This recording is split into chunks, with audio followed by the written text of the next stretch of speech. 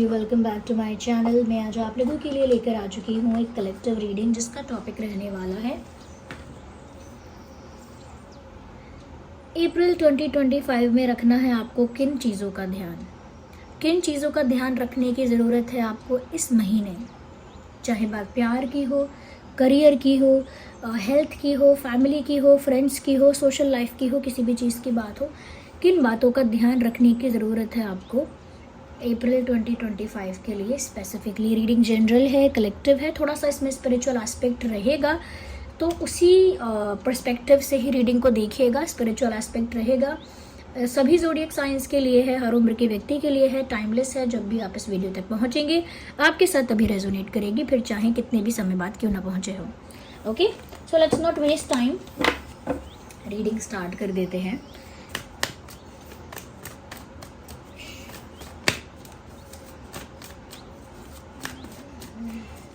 और ये अप्रैल 2025 के लिए तो है, लेकिन टाइमलेस इस वे में हो सकती है कि हो सकता है कि ये जो आप मैसेज देखें वो अगर एग्जैक्ट अप्रैल 2025 में ना जाके हो सकता है मई में रेजोनेट करने लगे, या हो सकता है कि पहले ही आपके साथ होना शुरू हो चुका हो। ऐसा ये चीज़ें हो सकती हैं क्योंकि ये एक एनर्जी वर्क है, तो ये फिक्स नहीं होता है टाइम को लेके। ओके, ओ माय गॉड, पहला ही कार्ड इतना पावरफुल व्यूअर्स, इतना पावरफुल कार्ड पहला है, जस्टिस कार्ड आ गया है पहले ही। आप क्या कहें, तो व्यूअर्स आपको ध्यान रखना है इस बात का, स्पेशली इस मंथ में, कि आप कहीं पर भी कुछ भी अनफेयर इनजस्टिस ना कर दें। बहुत ज़्यादा चांसेस हैं कि आप थोड़ा सा फेवरेटिज्म कर सकते हैं, थोड़े से बाइस्ड हो सकते हैं, और ये चीज़ आपको स्पिरिचुअली तो लेकर ही जाएगी डाउनवर्ड, लेकिन साथ ही साथ मेंटली और फाइनेंशियली, इमोशनली हर तरह से डाउनवर्ड लेकर जाएगी, यानी नीचे की ओर ले जाएगी आपको, आपकी ऐसी हरकत, आपको आपकी ऐसे कर्म। इसीलिए बहुत ज़्यादा ज़रूरी है आपका न्यायपूर्ण होना। इस बात को हाईलाइट कर लीजिए, क्योंकि सबसे पहले जो कार्ड आता है उसमें कोई रीज़न है कि सबसे पहले वो निकल कर आया है, और इतना स्ट्रॉन्ग कार्ड निकल कर आया है। आई थिंक व्यूअर्स थोड़ा सा भी बाइस्डनेस, थोड़ा सा भी फेवरेटिज्म, थोड़ा सा भी अनफेयर हो जाना, पक्षपात करना, भेदभाव करना, डिस्क्रिमिनेशन करना, या फिर कह सकते हैं कि अन्याय करना, ये सब चीज़ें आपको गलती से भी नहीं करनी है। कई बार हमारा इंटेंट नहीं होता है, हमारा इरादा नहीं होता है किसी के साथ अन्याय करने का, अनफेयर करने का, लेकिन अपने को, यानी अपने साथ वाले को, अपने पर्सन को, या खुद को, अपने लोगों को फ़ायदा हो, उनका अच्छा हम सोचें, उनका अच्छा हम करें। ये करते करते हम भूल जाते हैं कभी कभी कि हम दूसरे के साथ तो अनफेयर कर रहे हैं। ओके, हम उस समय ये भूल जाते हैं कि हम दूसरे के साथ तो गलत कर रहे हैं, और कभी कभी हमें आसपास वाले लोग इस चीज़ के लिए सपोर्ट कर देते हैं कि तुम सही कर रहे हो, जबकि वो गलत होता है। तो इसीलिए गलती से भी बाइस्ड होने की ज़रूरत नहीं है, बस फेयर रहिए, बस फेयर रहिए और जस्टिस ही पसंद करिए हर सिचुएशन में। चाहे आपका नुकसान हो रहा हो तो भी कहिए कि नहीं, गलत बात है, ये चीज़ तो मुझे पहले मिल चुकी है, इस बार इनको मिलनी चाहिए। सामने से कह दीजिए, अगर कोई आपके लिए बाइस्ड हो रहा है, आपके लिए कुछ अलग से कर रहा है, सामने से कह दीजिए, नहीं मैं डिजर्व नहीं करता अभी, आप ले लो, किसी और को दो। ओके, तो बहुत फेयर होना पड़ेगा आपको, तभी लाइफ आपको उस तरह से, जो कहते हैं ना, पूरी कायनात जो है, पूरा यूनिवर्स आपको तभी सपोर्ट करेगा अपवर्ड जाने के लिए, चाहे वो स्पिरिचुअली हो, चाहे फाइनेंशियली हो, या इमोशनली हो। अपवर्ड यानी ऊंचाई की तरफ या ग्रोथ की तरफ आप तभी जाएंगे जब आपके जो चेकलिस्ट में पहला जो है वो है फेयर रहना, वो अगर आपने मेंटेन किया तो। ना तो अन्याय करिए, ना कोई अन्याय कर रहा है उसके साथ खड़े रहिए, उसके साथ भी मत खड़े रहिए। किसी और ने इनजस्टिस किया, आप कहोगे मैंने तो नहीं किया, लेकिन मैं, अब मेरा दोस्त है, मेरे भाई बहन हैं, मेरे बच्चे हैं, तो अब मैं साथ तो खड़ा ही रहूँगा, सपोर्ट तो करूँगा। नो, बिल्कुल सही साइड चूज कर लीजिए कि सही साइड क्या है। चाहे आपके बच्चे हैं, माता पिता हैं, पार्टनर है, दोस्त हैं, कुछ भी है, कोई सही साइड चूज कर लीजिए। फिर चाहे कोई कितना भी बोले कि सच्चा दोस्त या सच्चा भाई बहन वही है जो ऐसे समय में भी साथ रहे। अगर इनजस्टिस करने में, गलत करने में आप साथ देंगे व्यूअर्स, तो उसके लिए तो गलत है ही जो गलत कर रहा है, क्योंकि उसे गलत करने के लिए सहारा मिलेगा, सपोर्ट मिलेगा, और आपके लिए तो गलत है ही क्योंकि आपने सपोर्ट कर दिया गलत को। तो ये बात ध्यान रखिएगा कि इनजस्टिस नहीं होना चाहिए आपके द्वारा, डायरेक्टली और इनडायरेक्टली नहीं होना चाहिए, तो नहीं होना चाहिए। ये बात पहले आई है, I have to mention it. क्या बात है, सॉर्ड्स ही सॉर्ड्स आ रहे हैं, 2 ऑफ सॉर्ड्स।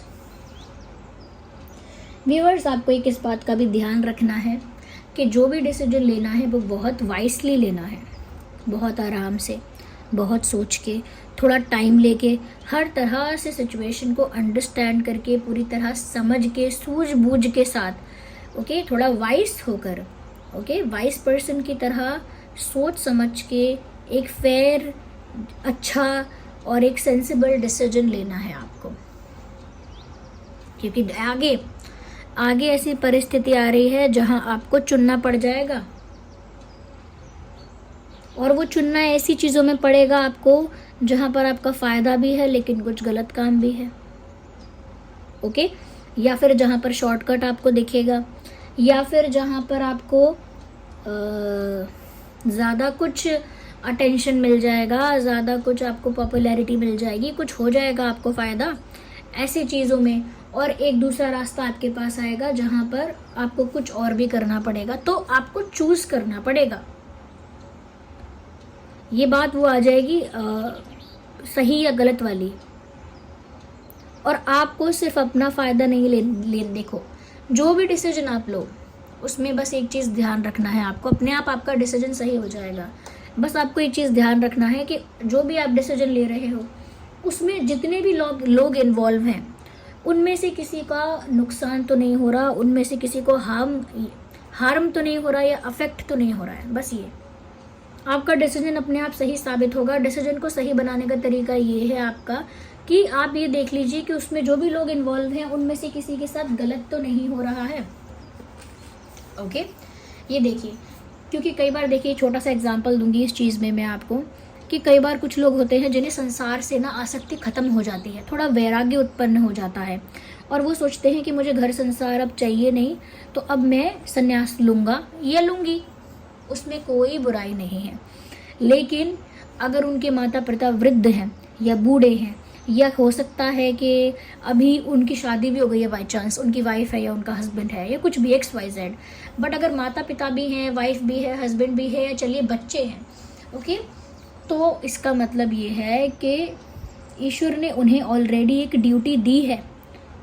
उस ड्यूटी को करते हुए आपको वैरागी की तरह जीना है, यानी दिखने में तो संसारी हो लेकिन एक्चुअली संसारी ना हो अंदर से। जैसे प्रभु है, प्रभु श्री कृष्ण है, उन्होंने सब कुछ किया है संसारी की तरह दिखाने के लिए, लेकिन अंदर से तो सन्यासी नहीं, अंदर से तो संसारी नहीं है, अंदर से तो संसार में लिप्त नहीं है, डिटैच है पूरी तरह से। ऐसे ही जिया जाए कि अपने कर्तव्यों को पूरा किया जाए, प्रभु का आदेश मान के कि भाई माता पिता की सेवा करनी है, ये प्रभु का आदेश है, अपने बच्चे हैं या अपने घर के लोग हैं उनका केयर करना है, उनके प्रति कुछ ड्यूटीज़ फुलफिल करनी है, ये भी एक यूनिवर्स ने, डिवाइन ने, भगवान ने मुझे ड्यूटी दी है, ये करना है।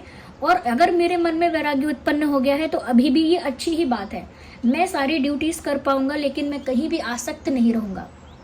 यानी मैं घर बनाने के लिए तो मेहनत कर सकूंगा कि मेरे घर वाले घर में रहें, इसीलिए मैं घर बनाने के लिए मेहनत तो करूंगा, लेकिन घर से मुझे कोई आसक्ति नहीं है। कल को इसमें अर्थक्वेक आ जाए, ये टूट जाए, या कल को मुझे इस घर से बाहर निकाल दिया जाए, या फिर मेरे पास कल को बाई चांस मैं लोन ना चुका पाऊँ या कुछ हो जाए, ये घर मेरा ना रहे, तो भी मुझे कोई आसक्ति नहीं है, मेरा दिल नहीं टूटने वाला।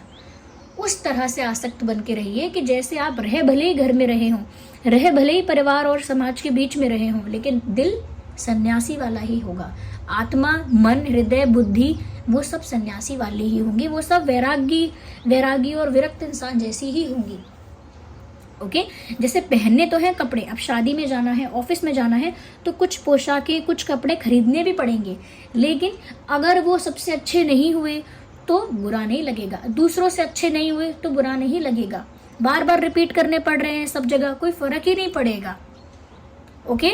या फिर अगर वो कपड़े बाई चांस नए नहीं मिल पाए, आपको पुराने पहनने पड़े, तो भी आपको कोई फ़र्क नहीं पड़ेगा। संसारियों को फ़र्क पड़ता है, लेकिन आप रहेंगे उसी संसार में, लेकिन बिल्कुल सबकी तरह बिहेव करते हुए, लेकिन मन अपना रखेंगे आप प्रभु में, तो बिल्कुल उसी स्टाइल से जिएंगे कि सबको दिखने में लगेगा कि ये भी संसारी है, लेकिन आपकी छोटी छोटी बातों से पता लग जाएगा कि आप संसारी हो नहीं, मन से कर रहे हो ये सब, क्योंकि प्रभु का आदेश है। प्रभु ने आपको जन्म भी दे दिया है, यहाँ माता पिता की सेवा करने का दायित्व भी दे दिया है। अगर पत्नी बच्चे या हस्बैंड दिए हैं तो फिर एक और दायित्व दे दिया है।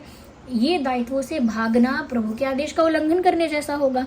इसीलिए सन्यासी भी बन सकेंगे, लेकिन जब इन सब दायित्वों से फ्री हो जाएंगे, यानी माता पिता से भी फ्री हो चुके होंगे, जब बच्चे भी अपना सेटल हो चुके होंगे, या वाइफ या हस्बैंड की प्रति भी ड्यूटी एंड हो चुकी होगी, हमारी ऑलमोस्ट ख़त्म हो चुकी होगी, उसके बाद आप संन्यास लीजिए पूरी तरह से। तो इतना बड़ा एग्जाम्पल जो मैंने बताया आपको, वो इसीलिए बताया कि लाइफ में ऐसे डिसीजंस आते हैं जहाँ पर आपको लगेगा मेरा फ़ायदा तो इस चीज़ में है, मेरा मन तो ये कह रहा है मैं संन्यास ले लूँ, मेरा मन तो ये कह रहा है कि मैं अब्रॉड चला जाऊँ, मेरा मन तो ये कह रहा है कि मैं ये कर लूँ। वो मन जो कह रहा है वो तो ठीक है, आपको लग रहा है कि मुझे डिसाइड करना चाहिए, लेकिन उसमें जितने लोग इन्वॉल्व हैं, क्या उनमें से किसी का नुकसान तो नहीं हो रहा, ये चेक करना चाहिए। ओके, तो जैसे जो एग्जाम्पल दिया था उसमें पेरेंट्स का भी नुकसान हो रहा था कि उनकी सेवा कौन करता बुढ़ापे में। ओके, या वाइफ होती है, हस्बैंड होता, तो उनकी लाइफ में एक अधूरापन आ जाता। ओके, या बच्चे होते उनकी लाइफ में भी अधूरापन आ जाता। तो वो सब तो उन सब का तो हार्म हो रहा है, नुकसान हो रहा है, तो वो डिसीजन नहीं लेना है। और मैं ये नहीं कह रही कि इतना बड़ा कोई सिचुएशन आएगा, लेकिन कुछ ऐसे वे में आएगा जहाँ पर आपको ऐसा लगेगा कि मेरा फ़ायदा, मेरा मन जो कह रहा है, मेरा दिल जो कह रहा है, और आप उस समय हो सकता है ये ना सोच पाएँ कि इससे दूसरों को क्या असर होगा।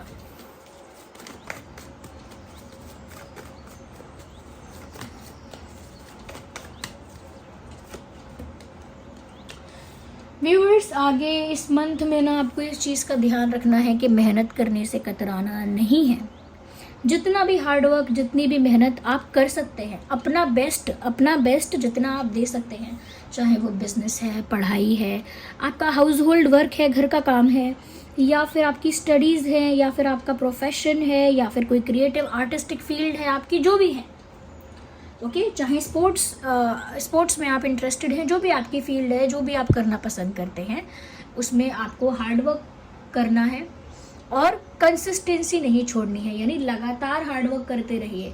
ऐसा नहीं है कि 7 दिन किया, देखा कोई रिजल्ट नहीं आ रहा तो 10 दिन नहीं किया, ऐसा नहीं।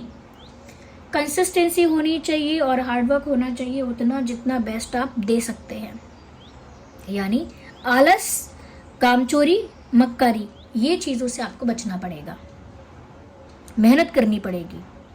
ओके, और अपना बेस्ट देके, ऐसा नहीं कि मैंने किया तो था, कल कर किया तो मैंने वो काम, ऐसे नहीं। पूरा आपको वो काम कंप्लीट करना है, अच्छे इंटेंशन से करना है, डेडिकेशन से करना है, उस तरह से करना है जिसमें हम कामचोरी, मक्कारी, आलस को बिल्कुल त्यागेंगे। वो करना है, आपको ध्यान रखना है इस बात का कि आप कामचोरी या आलस ना करें।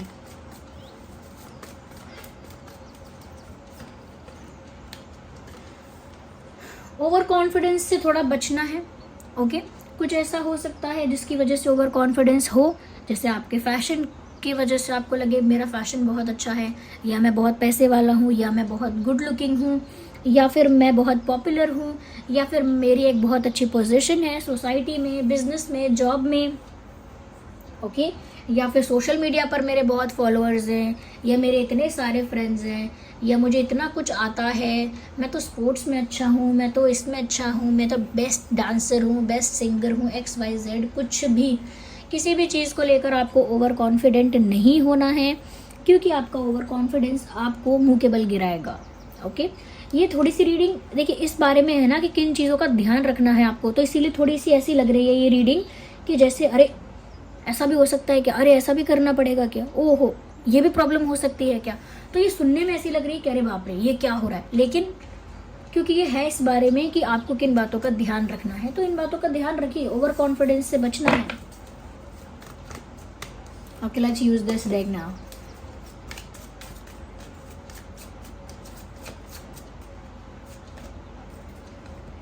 कहीं ना कहीं व्यूअर्स आपकी लाइफ में नई चीज़ें आएंगी, तो नई चीज़ों को अपनाने के लिए आपकी लाइफ में इनफ स्पेस होना चाहिए, यानी पर्याप्त जगह आपके जीवन में होनी चाहिए नई चीज़ों को, नए लोगों को, नए चीज़ों को और नए तरीके के पैटर्न को अपनी लाइफ में आने देने के लिए। ओके, जब तक एक रूम है और वो पूरा सामान से भरा हुआ है, जब तक उस रूम में से वो सामान खाली नहीं करेंगे, हटाएंगे नहीं, जगह नहीं बनाएंगे, तब तक व्यूअर्स नया सामान कैसे आ पाएगा, नया सामान कैसे आप उस रूम में ला के रख पाएंगे, या नया सामान आप कैसे खरीद पाएंगे या कैसे ला पाएंगे जब आपके पास स्पेस ही नहीं है, जगह ही नहीं है। तो इसीलिए आपकी लाइफ में चाहे कोई नया पर्सन आए या फिर किसी तरह का कोई नया चेंज आए, आपको उसके लिए एक्सेप्टेंस रखनी है। कोई परिवर्तन आएगा, कोई चेंज आएगा, कोई न्यू पर्सन आएगा, तो उसके लिए आपको अपनी लाइफ में थोड़ी जगह बना के रखनी है और जो पुरानी नेगेटिविटी है, टॉक्सिसिटी है, बर्डन है, बैगेज है, उसे रिलीज करना है। ओके, ये करना है आपको। Wait for important information. Viewers, आपके सपनों के थ्रू या आपकी इंट्यूशन के थ्रू आपको कोई बात गाइड की जाएगी, आपको कोई बात बताई जाएगी, आपको बस थोड़ा अवेयर और अटेंटिव रहना है। आपको अपने आप समझ में आएगा कि आपकी इंट्यूशन आपसे क्या कह रही है। यस, इंट्यूटिवली आपको कुछ बताया जाएगा, गाइड किया जाएगा, आपको बस अवेयर रहना है और अटेंटिव रहना है। एक कार्ड और लेते हैं हम।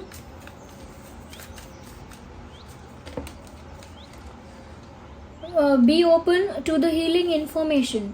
व्यूअर्स, यूनिवर्स, डिवाइन और आपके जो डिवाइन स्पिरिट्स हैं वो आपको हील कर रहे हैं। बस आपको हीलिंग के लिए रेडी होना है, मेंटली भी, इमोशनली भी। कई बार ऐसा होता है कि हम कहते हैं कि हमें हीलिंग चाहिए, लेकिन हीलिंग के लिए हम तैयार नहीं होते हैं।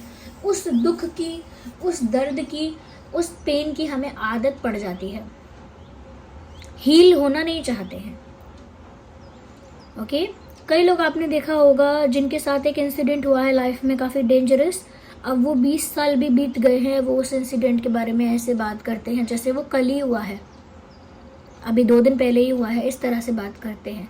तो व्यूअर्स, वो उसी पेन के साथ बात करते हैं, उसी दर्द के साथ बात करते हैं।